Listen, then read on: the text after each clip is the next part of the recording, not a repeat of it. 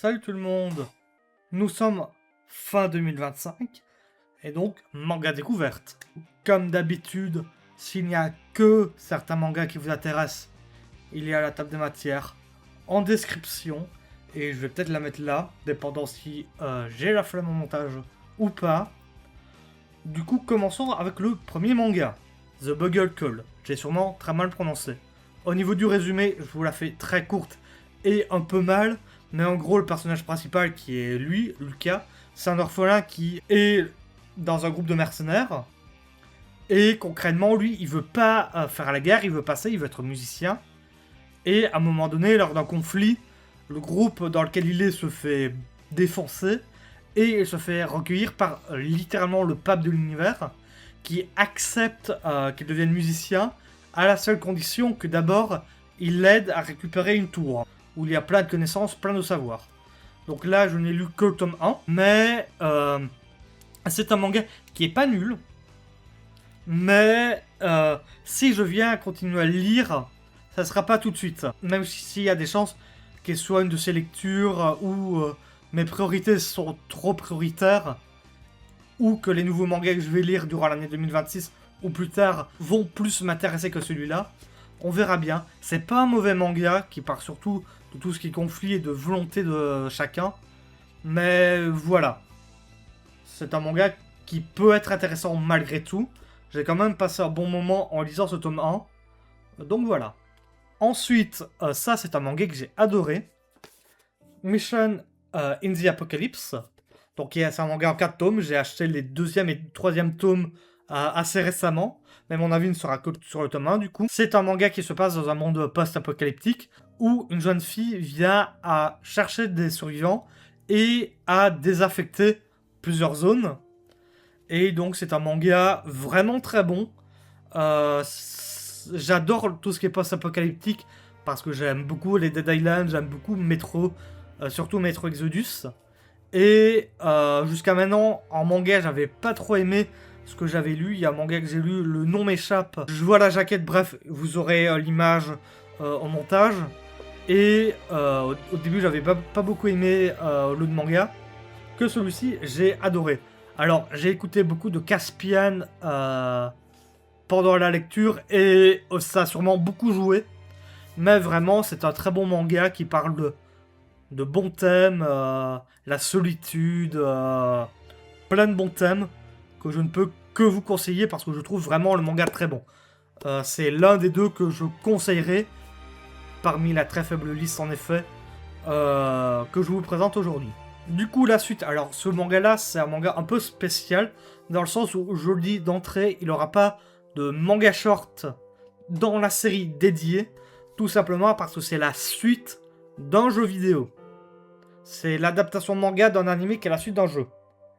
Et bon, je le présente, c'est Higurashi Go, qui est l'adaptation manga d'Higurashi no Nakukoroni Gu, j'ai réussi à le dire, yes. Et il n'y aura pas d'épisode dédié parce que c'est littéralement la suite d'un jeu vidéo. Il y aura peut-être un épisode bonus qui sera pas dans la série ou peu importe, mais ça sera clairement pas un épisode dans la série à cause du fait que c'est la suite d'un jeu. Mais concrètement, pour ceux qui ne connaîtraient pas, je vous le résume très mal, mais on est en juin dans les années 80, dans un village nommé Inamizawa, et il y a des choses qui s'y passent qui sont étranges. Comme par exemple un meurtre qui y a eu lieu il y a quelques années, et le personnage principal cherche un peu à comprendre ce qui s'est passé et pourquoi les gens sont bizarres. C'est tout ce que je veux dire au niveau du résumé. Très mal résumé en effet. J'aime beaucoup le manga, alors j'ai lu que le tome 1. Étant donné que je connais beaucoup la licence, que ça soit par le jeu vidéo, parce que je l'ai lu, j'en ai fait un épisode il y a un moment déjà. J'avais vu l'animé aussi. Et pour ce premier tome, honnêtement, j'ai beaucoup aimé. Les dessins sont bien, les scènes marquantes marchent, voilà. Pour ceux qui connaissent, comprennent sûrement de quoi je parle, mais voilà, les scènes marchent très bien. Et voilà. C'est un manga que je peux vous conseiller si vous connaissez Higurashi. En tout cas, le visual novel de base qui est sorti dans les années 2000. Parce que si vous n'avez pas lu le visual novel, vous n'allez pas vraiment comprendre quelque chose. Et de ce que je sais, le premier animé en 2005 ou quelque chose comme ça, est pas ouf. Je l'ai pas vu, donc... Mais voilà, quoi. Donc c'est typiquement un manga qui est pas mauvais, mais faut connaître l'univers de base pour l'apprécier. Et enfin, le dernier manga, on est déjà à la fin. Et celui-ci, je parle de la série complète parce que j'ai tout lu. C'est parce que c'est une édition spéciale, en fait. C'est Elena et Mr. Wolf. Celui-là, c'est même le premier manga que j'ai lu cette année. Et je ne m'attendais pas à la PLS que j'ai eue. En gros, le personnage principal, Elena, est une orpheline dont le petit frère est dans le coma. Et elle est plutôt douée dans le dessin. Et elle a la chance de rencontrer Mr. Wolf, l'autre personnage principal du manga. Et elle va chercher à comprendre qui se cache derrière le masque. Et l'histoire, je ne m'attendais pas au tournant qu'il a eu à la fin du tome 1. Je vais pas en dire plus, mais je ne m'attendais pas à ce truc-là. Et honnêtement, c'est le deuxième manga que je vous conseille avec Mission in Apocalypse. C'est vraiment un très bon manga, les dessins sont bien, l'histoire est bien. Vraiment banger.